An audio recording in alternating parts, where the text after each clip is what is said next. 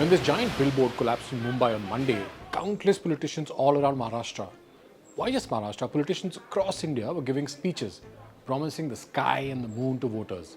When those voters, their children, and the people of India's city of dreams woke up on Tuesday, the death toll here had risen to 14. The billboard authorities were quick to point out was illegal. Yes, of course, right? None of them had noticed until Monday afternoon this giant of a hoarding. The Times of India said it was 120 by 120 feet in size, 3 times bigger than what's legally permissible, and it weighed 250 tons. On Twitter, these posts showed the hoarding being tom-tommed as Asia's largest. On Tuesday afternoon, a day after the tragedy, the man who runs the company that installed this hoarding was declared to be absconding, and some really damning facts began tumbling out. Because, guess what? He had fought an election in 2009. And he had made a string of declarations revealing all the legal cases he was embroiled in back then. I'm sure he had made election speeches too, although I cannot confirm if he had promised his voters the sun and the moon like politicians do today. So we will go beyond the headline in this video. We'll try and get you the latest on who's responsible and find out how that hoarding got erected in the first place. I'm Manish Adhikari and you're watching First Things Fast.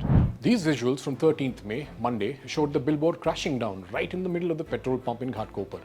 The metal frame of the billboard tore through the roof of several cars that were at the fuel station. By Tuesday morning, the number of people who had died in the tragedy had risen to 14. कल शाम से rescue operation चल रहा है उसमें से हम लोगों ने टोटल 88 लोगों को यहाँ से निकाला है. Since the accident happened in a petrol pump, the rescue workers could not use metal cutters for dismantling the metal sheets of the billboard for fear of causing fire sparks, which may cause another disaster. So first, they deployed a hydraulic crane, but it turned out to be too heavy for the job. Then, these NDRF workers switched to using manual hydraulic cutters for clearing the debris. Now, before the billboard crashed, many in Mumbai were probably welcoming the season's first rainfall. Gusty winds that day also brought in sand. The city that produces hundreds of movies every year looked like a bleak, extremely grim film set in this visual. Now, down at the petrol pump, most of the victims were either refueling or seeking refuge when the billboard collapsed, and more than 100 people got trapped underneath it. According to the Times of India, the BMC discovered that the hoarding that crashed on Monday was one of 9 hoardings erected by Ego Media Private Limited. They had not obtained the necessary permissions. The billboard that crashed was therefore illegal. Convenient, no? The owner of the illegal hoarding was booked in a rape case by the Mumbai police in January this year. His name is Bhavesh Prabhudas Bhinde.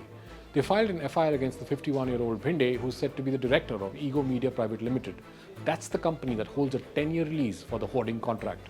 According to court documents, a rape and molestation case was lodged against Bhinde at the Mulund police station on January 24 this year.